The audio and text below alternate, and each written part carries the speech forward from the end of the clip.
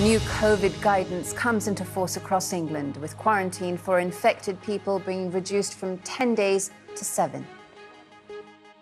The protection that's provided by making this change so that people can leave isolation after day 7 as long as they've taken these 2 lateral flow tests and the results are negative, that the protection it provides is very similar to 10 days of isolation without tests.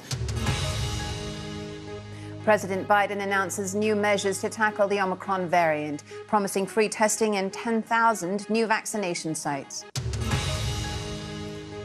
London's High Court orders the ruler of Dubai to pay more than $700 million in a divorce settlement to his ex-wife, Princess Haya of Jordan.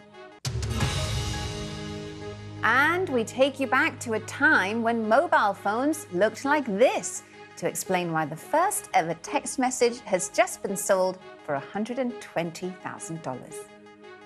Michael Flynn, the longtime advisor to former U.S. President Donald Trump, is suing the Congressional Committee investigating the deadly January the 6th attack on the U.S. Capitol. Mr. Flynn's lawsuit alleges that a subpoena issued to him was too broad in scope and punishes him for constitutionally protected speech he engaged in as a private citizen. Germany has become the latest European country to tighten its coronavirus restrictions, although the new measures won't come into force until after Christmas. Private gatherings will be limited to 10 people from the 28th of December.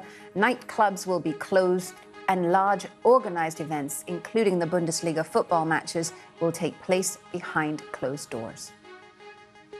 It's being reported that the National Hockey League, which has teams based in Canada and the US, will not send its players to compete in the men's tournament at the Beijing Winter Olympics. It's understood that the causes are disruption caused to the NHL season by the pandemic, meaning games have to be rescheduled, and concerns over infections and quarantines. An inspirational story for you now of a life transformed. Adeoye Fawaz's life has changed since he recently won the Chess and Slums tournament in Lagos. The 19-year-old bus conductor, who was living under a bridge in Oshodi, a suburb in Lagos, has now become a popular face in the country after winning the chess competition.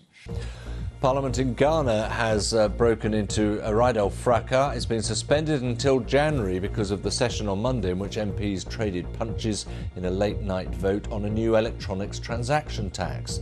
The proposal, which would include taxes on mobile money payments, has been dividing the House for months. The former Immigration Minister of Denmark, Inger Støjberg, who ordered the separation of underage couples seeking asylum in 2016, has now been voted out of Parliament. Støjberg was handed a 60-day prison sentence last week by an impeachment court.